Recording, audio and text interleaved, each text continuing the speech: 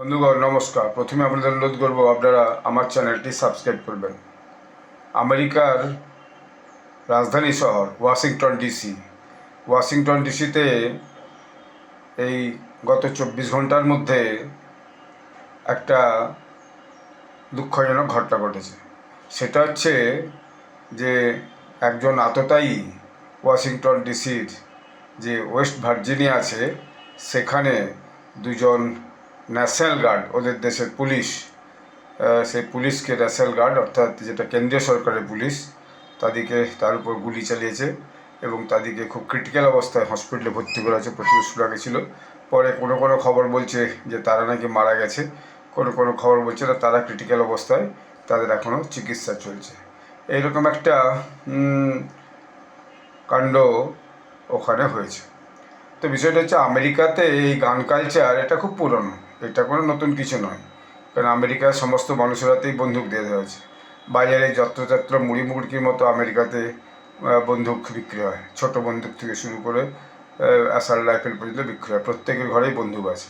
তো ফলে প্রায়শই দেখা যায় কোনো বন্দুকবাজ কখনো কোনো হোটেলে ঢুকে, কখনো কোনো বারে ঢুকে, কখনো কোনো স্কুলে ঢুকে বিভিন্ন জায়গায় হঠাৎ করে গোলাগুলি চালাতে আরম্ভ করে। সেটা খুবই আকছার ঘটনা আমেরিকাতে। কিন্তু এবারে যে ঘটনা ঘটেছে সেটা খুবই মারাত্মক এবং বলা হচ্ছে এই যে আততায়ী, সে আততায়ী নাকি আফগান ন্যাশনাল এবং সে এন্টার্ড আমেরিকা ইন 2021।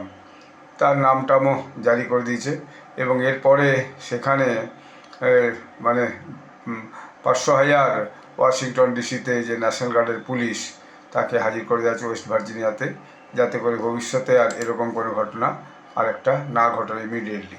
এবং সরকার ইমিডিয়েটলি যত যে আফগান ন্যাশনালস যারা ওখানে চেয়েছিল, আপনার ইমিগ্রেশন চেয়েছিল, তাদের ইমিগ্রেশন ইমিডিয়েটলি সব বন্ধ করে দিয়েছে, যার কাউকে কখনো ইমিগ্রেশন এই মুহূর্তে দেওয়া হবে না যতক্ষণ না পুরোপুরি ভেরিফাই করা হয়। অর্থাৎ যারা ওখানকার ইমিগ্রেশন ডিপার্টমেন্ট USCIS, তারা একটা নোটিশ জারি করে, সেক্ষেত্রে তারা effective immediately processing of all immigration requests relating to Afghan nationals is stopped immediately, pending further review of security and vetting process.